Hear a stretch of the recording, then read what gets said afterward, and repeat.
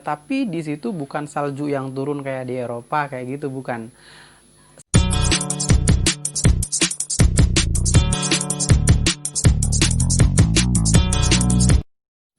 Hi everyone, welcome back to the Oles Vlog channel. Di video kali ini aku bakal share ke kalian tentang hal-hal yang menarik dari kota Wonosobo. Kota yang aku tinggali sejak tahun 2011 akhir. Well, Wonosobo itu adalah small regency yang ada di Jawa Tengah yang letaknya itu di dataran tinggi.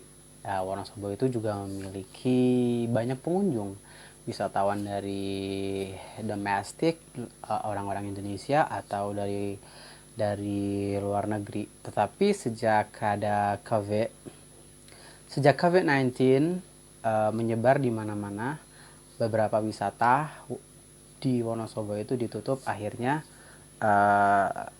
pengunjungnya itu menjadi semakin sedikit. Sekarang sih udah dibuka, cuman untuk turis-turis lokal aja yang masih orang Indonesia kayak gitu. Kalau untuk yang mancanegara kayaknya belum ada lagi. Jadi itu bukan dari hasil research yang mengatakan kalau Wonosobo itu banyak wisatawannya, tapi saya melihat dari pengalaman saya. Jadi setiap weekend Wonosobo itu mengalami kemacetan di beberapa titik, khususnya jalan arus yang menuju ke kota, misalkan ke Semarang atau Jogja atau ke Purwokerto atau Banjarnegara kayak gitu. Itu mengalami kemacetan beberapa jam pada saat weekend. Selain itu, um, banyaknya pengunjung di Wonosobo itu juga bisa dilihat dari banyaknya orang yang ada di terminal. Jadi setiap weekend terminal itu full dengan wisatawan, khususnya bagi mereka-mereka yang hobi naik gunung seperti itu. Kalau kita bicara tentang objek wisata yang ada di Wonosobo, objek wisata yang ada di Wonosobo itu didominasi oleh wisata alam seperti gunung, air terjun, terus kawah atau telaga, terus perkebunan teh. Tapi Wonosobo itu juga punya candi loh. Candi yang letaknya di dataran tinggi Dieng. Jadi disebutnya Candi Arjuna. Candi di Dieng kayak gitu. Konon candi itu adalah candi tertua yang ada di Pulau Jawa, seperti itu. Jadi itulah alasannya kenapa wisatawan itu banyak banget ke Wonosobo untuk melihat keindahan Wonosobo uh,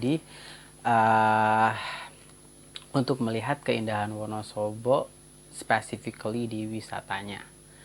Selain itu, mereka juga mungkin penasaran dengan kuliner Wonosobo. Jadi ada beberapa makanan khas Wonosobo seperti mie ongklok.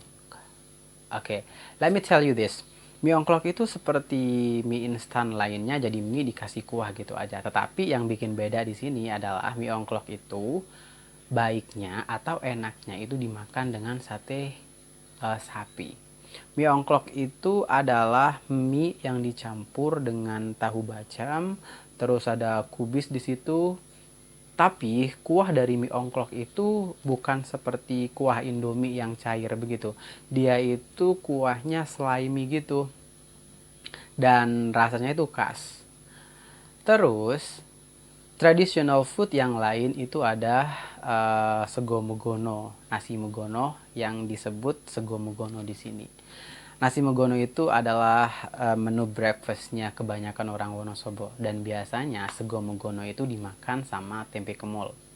Tempe kemul itu tempe yang bukan mendoan sih. Tempe yang diselimuti, tetapi dia itu nanti jadinya itu crispy. Dia itu apa ya namanya ya, nggak lembek kayak mendoan, dia itu keras kayak gitu. Warnanya juga nggak pucet, nggak putih seperti mendoan, tapi dia warnanya itu terang kuning. Dia itu kuningnya berasal dari pewarna alami, yaitu kunyit seperti itu. Selain makanan tradisional, Wonosobo itu juga terkenal dengan makanan-makanan lainnya yang katanya itu enak. Aku nggak tahu ini dikatakan enak atau enggak, itu tergantung lidah sih mungkin ya. Tetapi saya berasumsi begini, kebanyakan makanan di Wonosobo itu dianggap enak karena iklim yang dingin itu sangat mendukung. Mungkin begitu. Selanjutnya adalah kondisi alam. Tadi udah aku bilang di awal, kalau Wonosobo itu letaknya di Plateau atau dataran tinggi. Jadi dia itu memiliki banyak gunung di sini. Aku nggak hafal gunungnya itu apa aja, tetapi yang aku hafal itu ada beberapa, ada Gunung Sindoro, ada Gunung Sumbing, ada gunung Pakuaja, ada Gunung Sikunir, ada Gunung Perahu, terus ada lagi deh, tapi aku lupa apa aja namanya. Ada Bismo juga. Nah, itu gunung-gunung yang udah aku sebutin tadi itu yang menjadi daya tarik menjadi daya tarik wisatawan dari luar kota.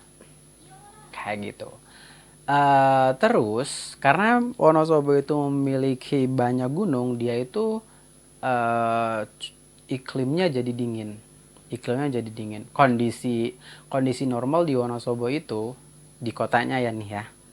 Karena saya tinggal di kota, itu kondisi normalnya 25 sampai 26 degree Celcius itu udah kondisi normal. Tetapi sekarang sih udah panas ya, karena katanya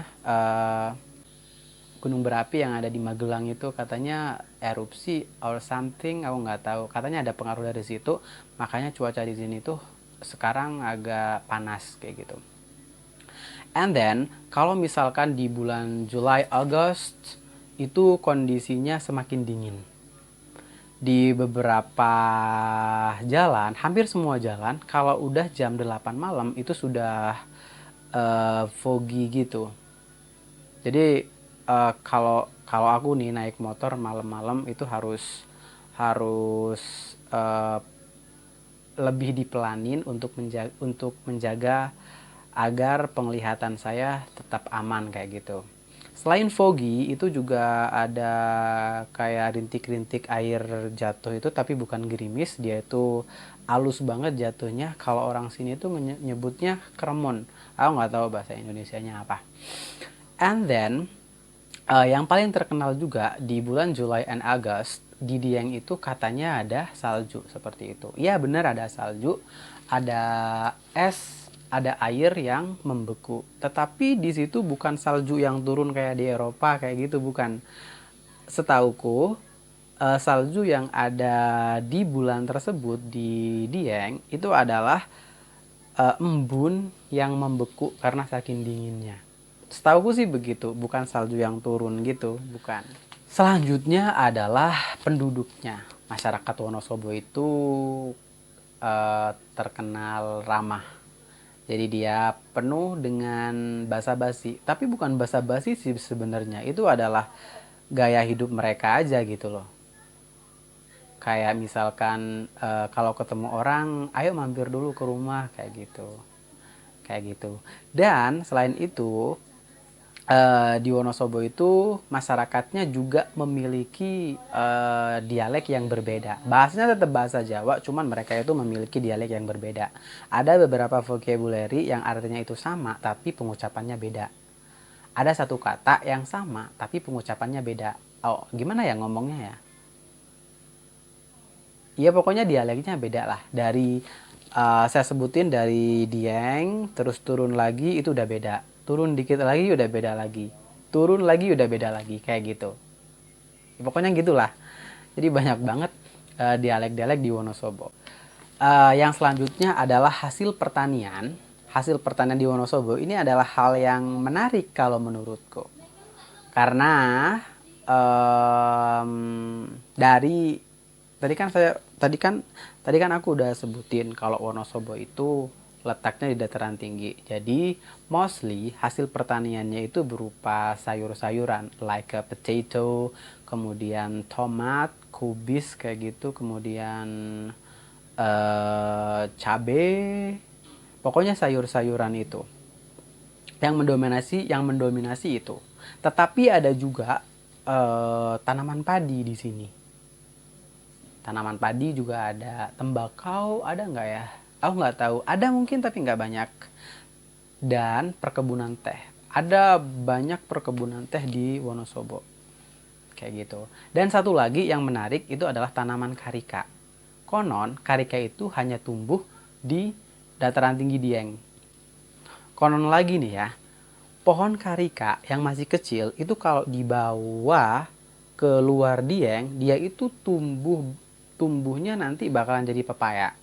Tetapi kalau pohon pepaya dari luar Dieng yang masih kecil itu dibawa ke Dieng, dia akan jadi karika seperti itu. Itu aku nggak tahu pastinya seperti apa, tapi menurut laporan dari masyarakat setempat begitu, gitu. Jadi itu termasuk pohon yang sangat langka di sini. Cuman ada di Dieng aja. Di Wonosobo lainnya nggak bisa hidup, cuman di dataran tinggi aja kayak gitu. Kalau di dataran tinggi selain Dieng bisa hidup nggak ya? Aku nggak tahu. Katanya sih enggak. Terus yang terakhir, yang paling menarik dari kota Wonosobo adalah tradisi cukur rambut gimbal. Pasti semuanya udah pada dengar tradisi ini. Tradisi cukur rambut gimbal itu adalah kegiatan untuk mencukur rambut gimbal yang tumbuh secara alami. Tetapi menariknya di sini adalah cukur rambut ini harus diikuti beberapa ritual, harus dilakukan dengan beberapa ritual. Ada beberapa ritual di sini yang dilakukan oleh masyarakat, of course based on their belief. Kalau mereka ada yang melakukan tradisi itu dengan cara pengajian, pembacaan sholawat, kayak gitu. Ada juga yang dilakukan dengan tradisi kejawen, dengan upacara-upacara seperti apa ya namanya ya, kirap, dimandiin dulu seperti itu. Tetapi tujuannya sama. Dua perbedaan tadi tujuannya sama, yaitu untuk menghilangkan rambut yang gimbal. Dan kesamaan lainnya adalah mereka itu harus memiliki syarat-syarat tertentu. Syarat yang wajib untuk melakukan tradisi cukur rambut gimbal itu adalah ketika si anak yang memiliki rambut gimbal itu ya, itu sudah meminta untuk dipotong rambutnya. Sebelum dipotong maksudku, si anak itu akan meminta sesuatu kepada orang tuanya. Misalkan begini, rambutku mau dipotong, tapi nanti aku beliin sepeda. Kayak gitu misalkan. Jadi kalau sudah mengatakan pengen dipotong dan permintaannya dikabulkan oleh si orang tua, itu syaratnya udah terpenuhi. Seperti itu. At least begitu, katanya begitu. Tetapi ketika si anak tidak mau dipotong, belum mau dipotong, dan si orang tua itu memaksa untuk dipotong, itu si anak akan sakit yang parah. Ini agak mistis. Si anak akan sakit parah sampai gimbalnya itu tumbuh kembali, melebat kembali, kayak gitu. Dan itu memerlukan waktu yang relatif lama, sampai orang tuanya mungkin panik, kayak gitu. And then ketika si anak udah minta dicukur nih ya, tetapi keinginannya tidak terpenuhi, rambut gimbalnya itu akan tumbuh kembali. Ini katanya nggak akan mengalami sakit yang serius si anak, nggak mengalami sakit, tetapi rambut gimbalnya itu akan tumbuh kembali. Aku pernah dengar waktu aku melakukan sebuah mini research untuk kepentingan kuliah, ada masyarakat yang melaporkan bahwasanya tetangganya itu pernah melakukan ritual rambut gimbal, tetapi salah satu permintaan dari si anak tidak terpenuhi. Pada saat itu anaknya minta dalam ritualnya itu harus ada ikan asin, tetapi ikan asin itu dilupakan, kayak gitu. Beberapa minggu kemudian gimbalnya tumbuh lagi, dan akhirnya keluarga tersebut melakukan ritual lagi. Padahal ritual pertamanya itu gede-gedean banget kayak gitu. Itu yang menarik dari Wonosobo.